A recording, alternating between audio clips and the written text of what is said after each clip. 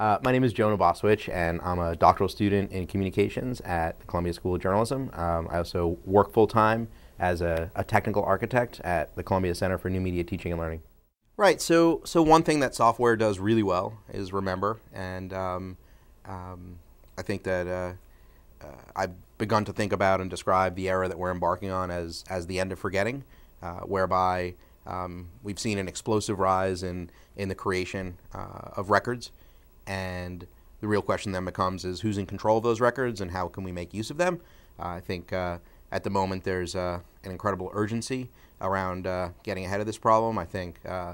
folks like high-end corporate law firms and marketing agencies and political parties are beginning to get a handle on these petabytes of data, much of which is multimedia. But the journalists, the social scientists, the librarians, educators, anthropologists are all struggling to make sense of the new methodological paradigms that they need to bring to bear on this kind of material. So, and I don't consider myself an oral historian, although I've come to recognize ways in which that moniker or description could easily apply across a range of fields and disciplines now. I've taken some seminars and courses in the oral history department here and gotten to know some oral historians. I think we're starting to see a distinct blurring of the boundaries between long-form documentary filmmaking, oral history, video ethnography, and then what's emerging, I think, now in the human rights space. A lot of NGOs, have been capturing this kind of footage. So the question of where those boundaries are is either academic or arbitrary. But I think what's really interesting is ways in which everyone from individuals to organizations and corporations have begun to collect this kind of material, which could, through different lenses, be taken up and thought about in different ways. One thing I think that I've learned from oral historians is a perspective in and around means and ends, and so I think a lot of researchers are only interested in capturing data with a particular research question in mind, whereas for many oral historians, capturing the stories has a value in and of itself. I think many of them hope and work towards the interpretation and the meaning making around those stories, but I think there's, for many researchers and journalists, the interviews might just be a means to an end, and they might not even see the value of those of what they've captured and created outside of the lens of what they worked on. I worked with a journalist at the J School who was doing some incredible investigative work around antipsychotics in foster homes. She went down to Texas and gathered all this FOIA data. In the end, she easily had a dozen stories she could have told. Had to cut one for PBS, but I was really sad to see the rest of her work really pretty much evaporate up in smoke as she went off to school. I think a lot of media makers are really neglecting to think through the afterlife of their media. I understand it would have been an incredible amount of work for her, but had that team been double in size and half of it be considering what would happen after this documentary aired, envisioning the kind of archive that would allow people with an interest to dive into the long tail of the cutting room floor. And I don't think exploring the details of all of the characters and aspects and threads of the story is relevant to everybody, but the fact is that we have reached an age where we can save that, and if we can figure out how to create the kinds of tools to help us navigate and organize these collections, then there's a lot of real valuable information that people will be able to learn from it. Well, I think oral history in the digital age offers an incredible amount of promise. I remember moderating a panel at the Open Video Alliance and being in a room full of oral historians. There were some documentary filmmakers in the mix, some people from Witness, and anyway, I remember being at this panel at the Open Video Conference, helping to moderate this panel at the Open Video Conference, and nobody in the room, maybe two people in the room, had any idea of where their media was stored or how it was stored. It was really telling to me that people have become so disconnected from the medium in which they were researching and communicating to the point where they weren't even sure where or how it was being stored, or how it might make its way into the world. I think that the field of oral history has an incredible amount to offer. Many of these younger emerging fields of digital storytelling, such as video ethnographies and a lot of digital documentary filmmaking, especially with regards to having thought through and been in dialogue for decades about a lot of the ethics involved in working with subjects, how to think through and work with subjects so that you don't end up inadvertently exploiting the subjects, having a respect for the subject that does not abuse their privacy. I was definitely startled, impressed by the fact that learning that a lot of oral historians will take the responsibility above and beyond the letter of a release or an IRB in research, and decide to withhold certain kinds of oral history from the public out of concern for the subject who might not have understood the implications of putting that out there. And so I think the ways in which they've taken up and thought through the balance between copyright issues and privacy issues is really something that a lot of others doing this kind of work could learn a lot from. So as far as the kinds of tools that oral historians need, I think right now the costs around working with multimedia are exorbitant and underappreciated. I think a lot of consumers who have terabytes in their pockets don't consider what's involved in storing, indexing, transcoding, and preserving the kinds of media that the oral historians need to work with. And it happens at a completely different scale. It's non-intuitive. People often don't have an accurate model of what's involved there. And I think that, partially because people's imagination is conditioned by what they see in the world, I think there's a lot of possibilities in terms of working with, in and around large archives of media that have been underexplored. And there's if people who kind of came at these kinds of archives with different sorts of problems in mind other than marketing objectives would definitely have a different take in terms of the priorities around the tools that they need to work with. I think the funders can probably appreciate that that thousands of years of scholarship and discourse have revolved around citation and reference, and multimedia is no different. We don't really yet have the tools to make fine-grained selections out of media, to point at particular pieces of media, really to begin to regard media as primary sources, to be able to use them as evidence to support a hypothesis, to incorporate them into arguments, to really freely express ourselves using multimedia, to do the kinds of things that Jon Stewart does almost nightly by juxtaposing different clips of contradiction or paradox to help make important points. And there's a lot that he can do in a mainstream network setting, but that require incredible resources. And a lot of that work, I think, could really have an important purpose in the walls of within the walls of a university, as part of academia, as part of very serious journalism and research. I guess that's only based on what we've seen today. I think it's easy for me to imagine a WikiLeaks or Cablegate of video, and the question of the best ways to kind of come at large archives and troves like that, to distribute the research across researchers and not naively to throw that out to the world to do, but even if a team of 2 or 3 and it's a graduate student and it's someone who's really passionate about this area as an activist and it's someone who's taking the lead in this area of research, I think that to imagine ways in which people can conduct distributed research across rich media collections involves thinking about this from the get-go on the network, creating the web-based platforms to enable and support this kind of work, and none of that exists today. I think we've seen some of these tools experimented with, prototypes existing on the desktop, but to graft a desktop tool onto the network is always a hack job, never works the way that people hope, and these tools need to be conceptualized from the beginning on a platform that exists on the network and then build on top of that accordingly. Some of the more successful free software projects that I've seen have brought together across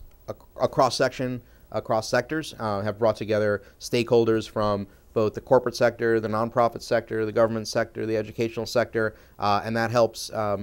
normalize, some of the requirements, and people can learn from each other in terms of what's going on in each setting. I think that often any isolated sector ends up being sheltered and unaware a lot of what's going on beyond closed doors. I think right now there's an explosive amount of activity happening around video in litigation and the law. I think some of what's been going on there ought to startle folks who might realize that that district attorneys' offices and impact law firms are going to have a really hard time struggling to keep up. I know that a lot of depositions, in some cases all depositions, are being captured on video. Clips of those depositions are being juxtaposed against live testimony, and only the firms with the resources to work with that much video, including dealing with the storage, the distributed research, the indexing, and then actually being able to use those in real time in the courtroom are just going to dwarf, I think, the resources of the average district attorney. And so the ability to kind of look across sectors at what's going on and make sure that we normalize the organizational digital divide, and that folks like journalists, social scientists, educators, and oral historians have access to the kinds of technologies, the same kinds of technologies that are being wielded and leveraged right now aggressively in the corporate sector. We're at a cusp where we can decide where we can shape the ways in which society can benefit here, potentially, I hope. I think if we develop the kinds of tools that empower citizens to really to see themselves better and to hold power accountable, there are ways in which these capture technologies and recording technologies can lead towards a more transparent society, but the downside is that they lead to a society of omniscient surveillance. So depending on who has access, not only to control the records, but also to make sense of them. And I think the computational power, human power and machine power to deal with and make sense of troves of qualitative data is a central problematic that's beginning to define some of the emergent methodologies in research across the social sciences, humanities, and the natural sciences.